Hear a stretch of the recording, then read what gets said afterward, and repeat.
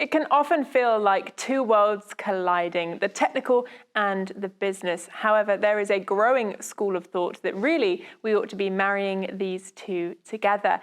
And I'm very excited to be joined by Shu to talk exactly about that. Welcome to the festival. Thank you. Thanks for having me. No, absolute pleasure. Before we dive into that though, give a quick intro into you and your role. Sure. My name is Cheng. I am the head of business intelligence and insights of Ascot Group. Ascot is a specialty insurance platform, and we are very modern insurance companies helping mid-sized to small-sized companies in the US. Amazing. When it comes to business and technical skills, what are the big challenges that you're noticing at the moment? Yeah, I think the first is talk about in my observation, there are three types of how the two come together. Each have their own challenges. The first one will be, it's kind of think about like the bee pollinators, people who just naturally, they have both business skills, they have data skills. They could be a recovery data scientist themselves. They could be someone who have been in the industry for a long time and knows how to coding and knows all the data sciences. Those are unicorns. Those people are rare. Those are great assets. So that's one model, is kind of relying on those people to talk with both sides, either side of the world. And the second one is more like you have the business side of people in the project, and then you have the technical side project. Get them to the same table. They have to be sitting on the same table, be doing the same project. They have to talk to each other, lock the door, and until they figure out a solution, then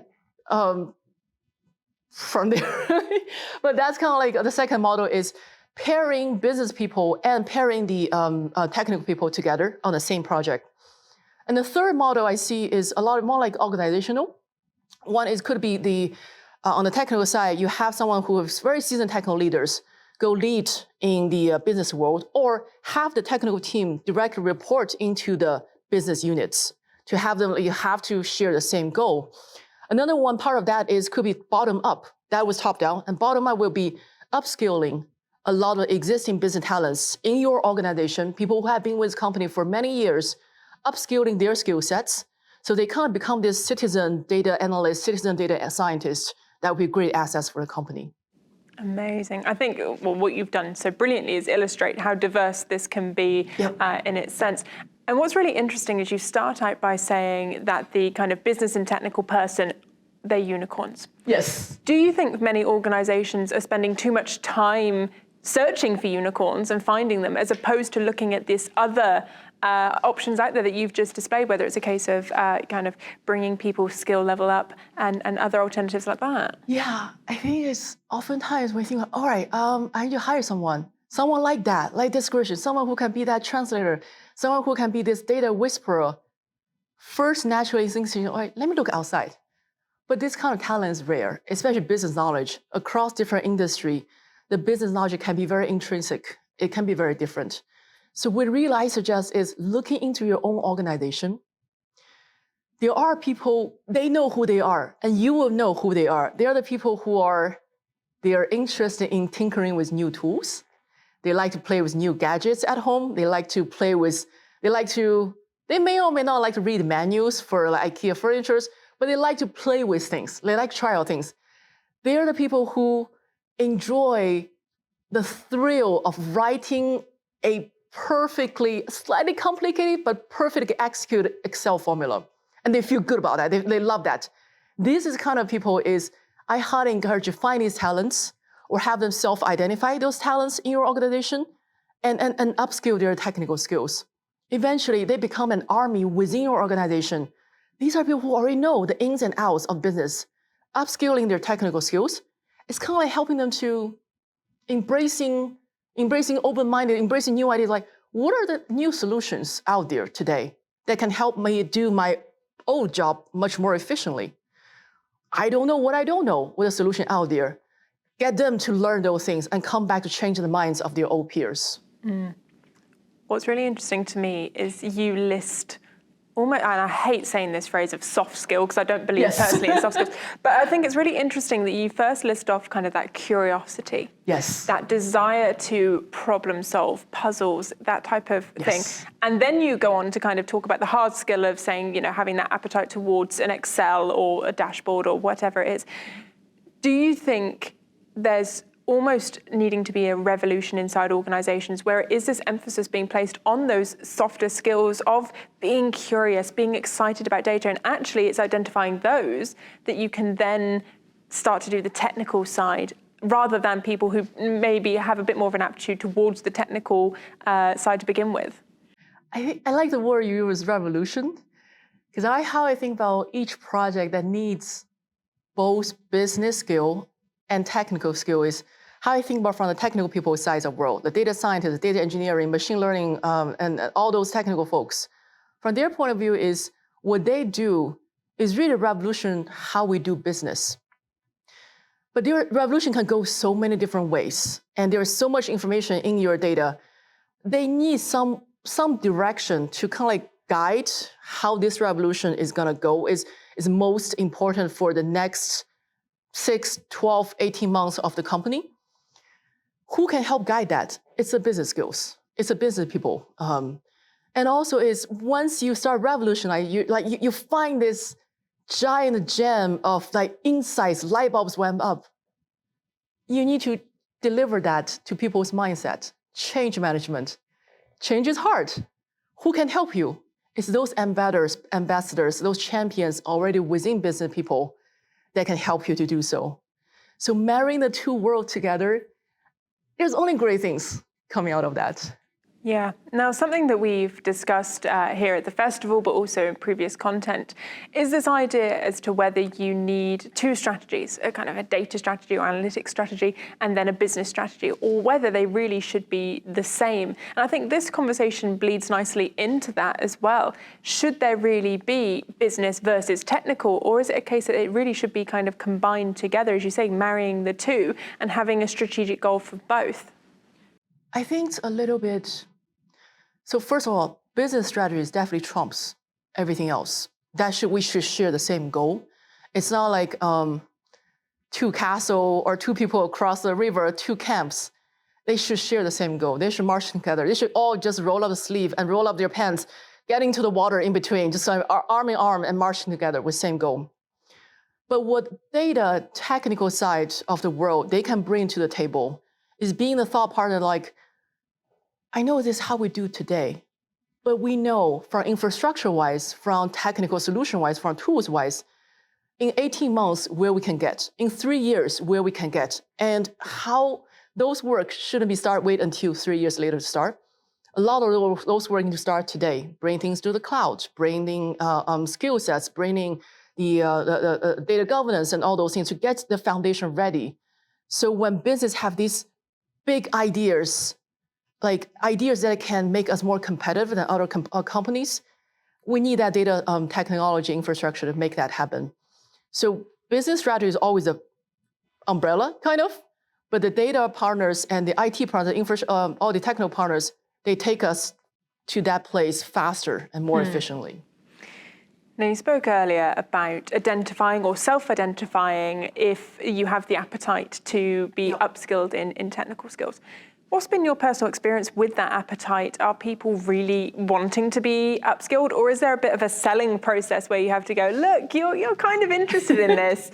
Why don't you come over to the dark side of data analytics? Yeah, I think it's really it's two-way stream. First is the leaders themselves, whether it's in business, whether in data, you need to actually give people space, give people clear their plates, because I see a lot of success example of business people upskill themselves in technical and become this like unicorn and rare assets. But to learn technical skills, especially when they haven't really learned too much of it before, they need uninterrupted time. They need uninterrupted projects, time, space, capacity on their desk, which means if I say Thursday, Friday, I'm going to be heads down, really learning that this new BI tool that's coming up is promising. I don't know, but I need to really learn this. It means I probably will sign off from, like, I would go off the grid. And no interaction. Can I ask you 5 minutes? Can you look at this project first? You need uninterrupted time and get into the zone to learn that. For leaders, you need to be really show that I'm not just saying I'm gonna invest in you. I'm gonna show that why are you online? Go offline. Go get into your zone. Go do these things. You can't just say it and then keep bugging them, and then it will never win. And they probably will. People who really want this, they will probably use their own personal time. That could drive to burnout in the long run. And to your point of who are those people, I think it's really based on self desire. There are people who are curious. There are people who just want to play with new things. There are people who's like, I'd rather you go figure out and then come back to show me how. There are people who's like, just get this ready for me. There are different level persona of users. So find that users by whether it's leaders looking for it, encourage them, or self-identify, like, I want that challenge. I want that upskill. I want that career change. I want to be that person. And then protect their time, give them resources, pair them up with buddies, mentors from the technical side. So they have someone to go turn to. One of the rule of thumb we have is 20 minutes rules. So if something you run into problem, of course you Google first for 20 minutes. If after 20 minutes you still couldn't figure out, it's time to ask your buddy, like someone who could call them and ask them and to figure out. So that has been my approach. I love that process, absolutely. And I just want to take a moment to appreciate actually your awareness to the burnout point as well, the fact that you do have these people who are really passionate, and if you don't feed that passion, they'll go elsewhere. And as you mentioned, that could be their personal time. And it's a case of having that understanding, and I think is really great for us to be speaking about, especially as well. Now, when you were saying about going into the business, finding these amazing people, and you're going to potentially take them away from their day job for 2 days a week, 1 day a week, depending what it's going to be. How do you get the buy-in from their senior leadership that that's a good use of their time when you could potentially be saying to them, hey, I'm going to take your best sales rep away for 2 days a week and do this thing that you may not totally understand because you may not be as passionate. How do you go about that? I think one thing is get people's leaders buy-in, especially in this case, is to show with the current structure, with the current capacity, if nobody change their role, nobody change how they do their work, what is it going to take for us to do the next big project? Every company has the next big project. How many people do we need? What is the timeline we can get there? What does it mean? How fast can we roll out new things, new tools, new capabilities? Every company is talking about data literacy across all the organization. Everybody about talking about we're a data company, but we're in a different industry. So I think really is to show that if you have some people from business or some people from technical coming together to become this team of ambassadors, team of champions, team of the change agents to go absorb all these new things, new skill, new capability, it's like amplified the effect. We probably will slow down in the next 3 months because they need to spend time to go learn, go talk with each other, go see each other from each other's shoes. But what that means is in the next 18 months, we're gonna go fast. Because then it's not just one team doing that, it's all these people amplifying. And for all the people who used to work with them from their old teams, who are they gonna listen to more? They're gonna listen to their old buddy, old peers more than an outsider from a different organization or different team. So the potential is endless. For leaders, I do acknowledge that it's gonna for them to take a risk in investing. So it could be starting small from 1 or 2 person example as success, or it could be like just, all right, let's go do it. It's really up to the organization and leaders. Yeah, well, I suppose it depends on the level of buy-in that you're entering that discussion. But I think that's really interesting actually about starting small and saying this is the journey we're going to go on and having that proof of concept to then scale up as you mentioned. Now, you also mentioned about this mentorship, and that's something that I think is really, really interesting, and many leaders are kind of exploring this as well, because obviously you've got the skill set of that in a sense of the sharing of skills, but it also does something else organically, which is connecting the two together, marrying business and technical, so that you are staying in touch with the challenges that the business are experiencing. You are understanding that, and you can bring that back into your teams. And it's almost happening naturally, because we're always talking about how do you identify challenges with the business, or how do you identify champions, but it's almost like a secondary point to this technical side. And I think that's really interesting. What's been your experience with mentorship? So I think like, if you're really peeling apart all the curtains behind the technical curriculum, data scientist curriculum in the school, or data engineering, or like data analytics, like all business, all those curriculum, at the end of the day, is they're teaching them how to solve problems. They're teaching them, well, the problem could be, how do I build the best model? How do I wrangling all these data? How do I create the image recognition and all those things? At the end of the day, they're teaching them how to solve the problem. And I was thinking, in that long run, as they get through all the schoolwork, projects, and all those, they learn the ability to kind of like embracing the good enough stage. All right, I don't need my code to be perfectly, I don't need my dashboard to be perfect. It's good enough. Let's deliver this. So taking that, embracing a good enough solution, and the king of solving problems, take that mindset, and that it's in them, it's in all the technical people. Take that to pair them with business teams. Get them to job shadow whoever that's the front line of your field, customer service center, or salespeople, or marketing people, whoever is front line. Let them observe what is the pain points. Not from 3,000 feet away, not from like a Zoom call away. It's side by side. Shh, be quiet, watch, see their pain points. That can help them say, oh, there are so many things I can solve. There are this is a low-hanging fruit. I can do this. And it gains the trust from the business. It also helps the technical folks have more clarity, have more purpose.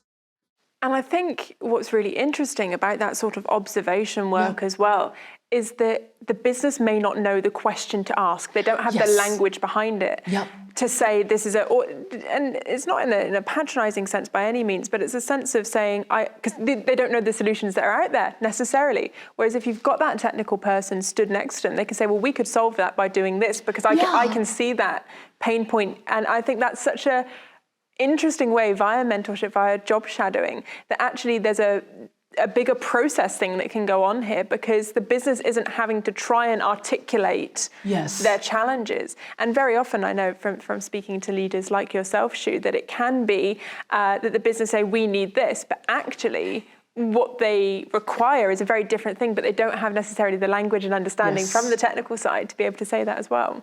Yeah, I think if borrowing like what Henry Ford's that phrasing about, like, if I just doing this, I'm gonna just build another horse instead of building a car. Similarly, I think in our world is, if you just do exactly what was requested, instead of bringing the new things, new skills, new tools into it, you're just gonna build another good Excel report. Instead of, here's your chance of the technical side is, let the business know, we can do this in a much better way. We can like help you do it in a much user-friendly, self-service. It's not the business side's job to know all these solutions. It's your job to see, here's an opportunity I can help, and here's I'm gonna help it to do that revolution that you mentioned earlier. Yeah, for sure. And I guess it's so funny how this one concept bleeds into so many other pain points that we experience, because we know from the technical side, a lot of people end up moving jobs because they get bored. Yes. Because you've got deeply intelligent people who are maybe doing some monotonous work, whereas switching it up, doing the job share, doing the job shadowing, partnering with the business, you're having that variety. No day's the same, and you're kind of going back into this curiosity thing, because if we're talking about data leaders and data folk in general, if there's one thing that we can say unites them all, is that curiosity. And if you're giving them puzzles every single day from the business, you are then building a retention strategy in your teams as well, which I think, is that something that you've been saying? Is that a fair observation to make? I think so. So earlier we talked about how do we identify the people who would like to be upskilled in the business world. On the other hand, I think for a lot of data leaders, technical leaders, an opportunity for you to identify, am I working on the right project? is to see once your team finish a project, it's just like, okay, it's nice to have, put on the shelf. Or is it actually people are hungry for that? People are like, spread the word of mouth, like, oh, this team can help me do that. Go talk to them. If they're not doing that, you're probably working on not the optimal project that's business needs. So that means the cue for you is really take your whole team, get in the front line to really listen, be empathetic with the pain points and see what we can help. Amazing. Shu, well, thank you so much for joining me today. Thanks.